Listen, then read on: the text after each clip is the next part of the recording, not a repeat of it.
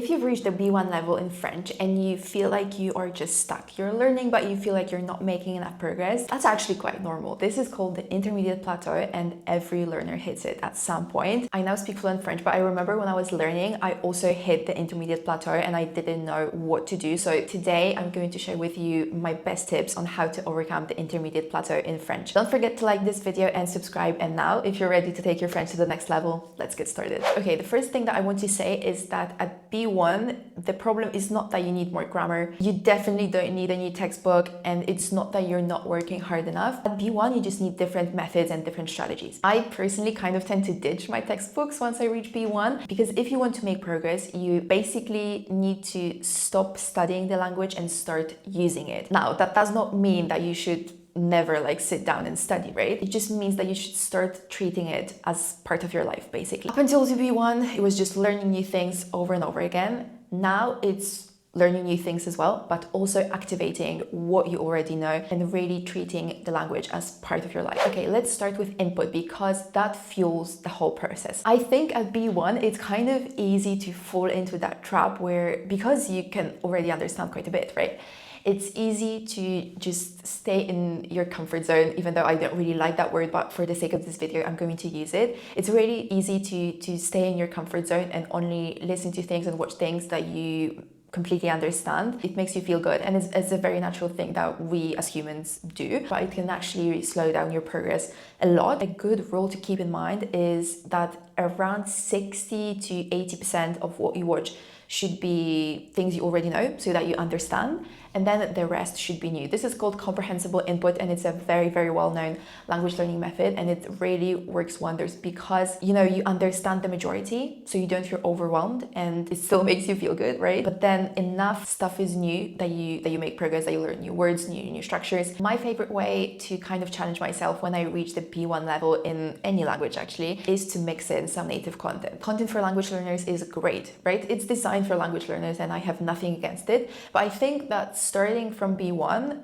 it's a good idea to mix in some native content, because that way you can get used to the way people actually speak in France and other French-speaking countries, and that is a very, very valuable skill to have. I always recommend watching things that you are actually interested in, because when you force yourself to watch something, it's kind of hard to stay focused. Whereas when you watch something that you are genuinely interested in, it's so much easier to focus. And when you focus, you can pick up new words and phrases more easily. It makes you want to keep going. For example, me, I'm really interested in fast learning techniques, for example. So when I watch a video about that, I'm really interested and I want to watch 2 more videos about that same topic. Whereas if I were to watch a video about, I don't know, finance, right? I don't really have an interest in finance. Then I would be like, oh my God, when is this going to end? So yeah, choose something that you are interested in. There are many French YouTubers on YouTube that you can watch. There are so many French movies and TV shows on Netflix. One of the most well-known ones is Lupin. That one's really good. What else? You can listen to the French radio. You can watch French news or read French news. So Le Monde, France Info. I'm pretty sure you can also access French TV online, but don't quote me on that. I don't know if it's free. It might require a subscription, but anyway, French is a very popular language, so you won't have any trouble finding French content to watch. Now, if native content feels too hard, feel free to play around with subtitles. Basically, when I first started watching things in French, I started with subtitles in my native language or in English. Once I got used to the way people speak and I found myself understanding more and more, I switched to subtitles in French. And then again, kept them on for a few weeks. And then once I noticed that I didn't have to rely on them that much anymore, I switched to no subtitles at all. And it was a really smooth process, and it didn't take me that long. Each step, each phase took me a few weeks, I think. I cannot give you the exact timeline because that was 5 years ago now, but it was a very smooth process, and that method works really well. Another thing that you can do if maybe subtitles are not available, you can play with playback speed. You can choose 0.5 or 0.7 if you find that people speak too fast. 0.5 might sound a bit funny, but usually 0.7 or 0.8 sound fine. At least in my case, at the very beginning, I couldn't tell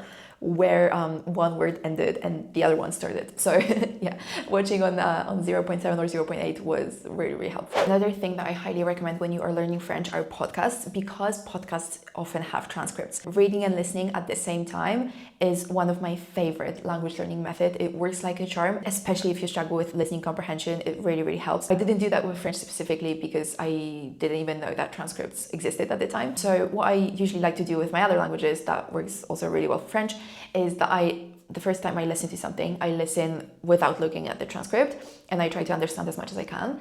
Then the second time I listen to that same recording, I look at the transcript, and I'm telling you the difference in my listening comprehension is huge. So yeah, highly, highly recommend that. A few podcasts in French that I can recommend are Inner French. I used to listen to that one a lot when I first started learning French. I remember every time, because I started learning French when I was in high school, not in high school, but at the time. So I remember taking the bus home from school and listening to Inner French on the bus. Another podcasts that I can recommend that I know are good are Easy French and then French Morning with Elisa, I think. Easy French also has a lot of short videos on their YouTube channel where people speak real French and you have subtitles both in French and in English. So that's a really good option as well if you want to practice listening and reading at the same time. Now let's move on to actual reading without listening. This one I think is optional, and I know that might cause some controversy in the comments, but I do think that reading is optional when you are learning a language. First of all, many people don't enjoy reading in general, so I don't see why you should force yourself to read in a foreign language if you don't enjoy it in your native language in the first place. But if you're like me and you love reading books, reading can be an amazing tool to expand your vocabulary and also see grammar in context. I think at B1, you might not be ready to read a whole book. Instead, I would really recommend short stories. Short stories are great because, as the name suggests, they are short and they are not a huge commitment, and it just makes you feel good when you finish a story, right? So yeah, short stories are great. Also graded readers, so those are books designed specifically for a certain level, so they usually start at around A2. So you have graded readers specifically for A2, for B1, for B2. You can also read articles if you want, and again, read about something that genuinely interests you. Make it fun, because when you make learning French fun, it helps you stay consistent, and consistency equals progress. So yeah, read something that you are genuinely interested in, and I promise you, you will learn so much new vocab. And another thing that you are gonna learn through reading, and I recommend that you only learn it through reading, is passé simple. Passé simple is a tense in French that is only used in books. Unless you're going to write a book in French, you're never going to use it in your life. This comes from someone who went to university in France, studied in French, wrote countless essays, and I've never, ever, ever used passé simple in my life. So I'm telling you, unless you plan on writing a book in French, or unless you really want to master every single tense in French, which is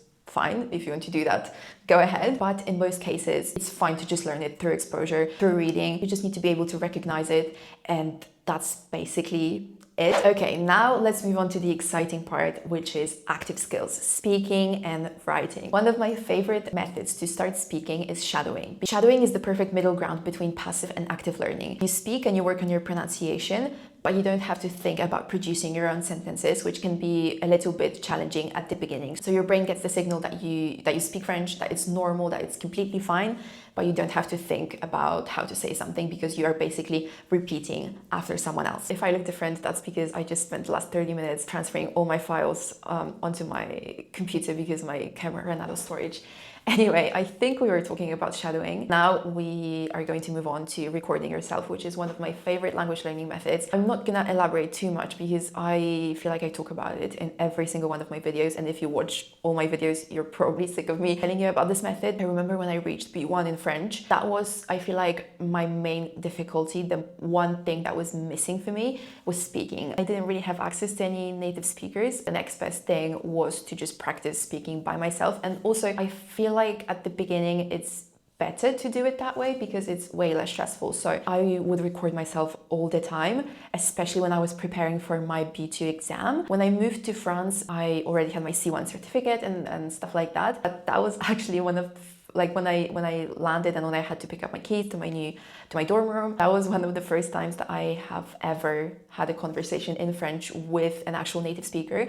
And don't get me wrong, I was still nervous. It was still such a new thing to me. But because I practiced recording myself so much, it was not as bad, you know? So yeah, basically what I do is I pick a prompt, I hit record on my phone. I usually start with like 2 to 3 minutes and then slowly build up to 10 or 15, depending on what my goal is. If you are preparing for a proficiency exam, you usually have to, I think, talk for like 10-ish minutes, if I'm not mistaken. I listen to that recording, catch any mistakes that I made, and then re-record that same prompt. It doesn't have to be like on the same day. You can re-record that same prompt like a week later. That's actually a really cool thing that I like to do as well, because it lets you see how much progress you made, and it's really cool to see, and it's really motivating. So yeah, highly recommend. If you want, you can sign up for my language freebies. The link is always in the description. You will get access to 100 prompts that are perfect for overcoming the intermediate plateau and reaching the B2 level. The prompts are in English, but they can be used for every single language, including French. You can also try summarizing articles that you read or videos that you watch. You can try giving reviews, so you can say what you liked, what you didn't like. And then once you feel comfortable speaking by yourself, so recording yourself and shadowing, you can of course move on to having conversations with actual native speakers. I personally highly recommend language exchanges, especially if you live in a city where you have access to an in-person language exchange. Amazing, you should really go for it. But if not, you can also book a speaking class with a native speaker online. And if you live in France or another French-speaking country, even better, you have so many opportunities to practice. The only thing that I have to say is that you really have to be intentional. What I used to do when I first moved to France, I would actually tell people I would like to practice French. So if that's okay with you, I would like to speak in French only. I don't want to use any English, even if you have to repeat something, even if I don't understand something at first, even if I don't know how to say something, just you know, bear with me. And yeah, people usually react to that in a very positive way. You know, I feel like in general, when you're learning someone else's language, it makes them happy, you know? So yeah, you can try that if you live in a French-speaking country or if you have French friends maybe. Okay, now writing. When it comes to writing exercises, I'm gonna be honest, I'm not the biggest fan of them. I used to do a lot of writing exercises when I was learning French because I was preparing for my B2 and my C1 proficiency exams. If you're preparing for one of those exams, I have separate videos all about the DELF B2 and the DELF C1. So I'm gonna link them in the description. You can check them out if you want, and also they are fully in French. So if you want to hear me speak French, you can watch those two. And I also have a separate playlist on my channel with every single video that I've ever made entirely in French. So if you're curious about that, you can check those videos out. If you're just learning for yourself, the two exercises that I actually enjoy are one, journaling, and the second exercise that I think this one's my favorite is I love to write gratitude lists. So basically I write a list of 10 things that I am grateful for. Another exercise that I think is really fun and can really build your vocab, which is very important if you want to move up to B2 and beyond, is, okay, there are actually two. So the first one is synonyms. So basically you take a very common word like good or interesting, you know,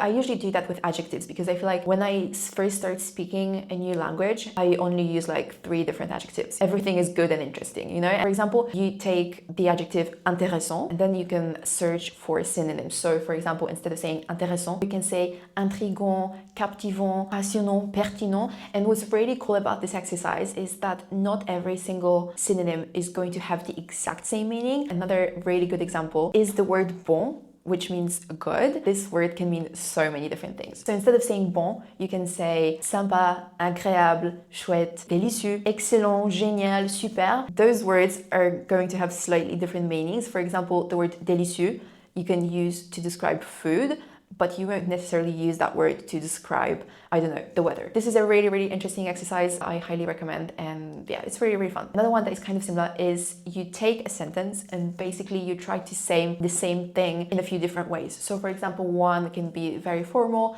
the other one can be very informal, or you can just basically try to use as many synonyms as possible. Lastly, let's talk about grammar and the few things that you should focus on when you want to overcome the intermediate plateau and reach B2. You should focus on the conditionals. You do use them quite a lot in French. You know, there are many tenses in French that you don't really use ever, but I feel like conditionals are very, very useful. Same with subjunctive, so subjunctive. And you don't have to know how to conjugate every single verb out there, but I feel like there are a few phrases that you use all the time that use subjunctive. So for example, phrases like je doute qu'il soit là, or je veux que tu me dises la vérité, il faut que tu sois sage. I think those two are important enough that I would recommend doing a few grammar exercises. Another thing that is worth learning, mastering, are those little phrases that you say all the time that use relative pronouns and object pronouns. They might not be very intuitive, but it's a really good idea to learn them by heart. One of those is je suis allé, so I went there. And yeah, if you learn it once, then you'll be able to use it over and over again, and you won't have to think about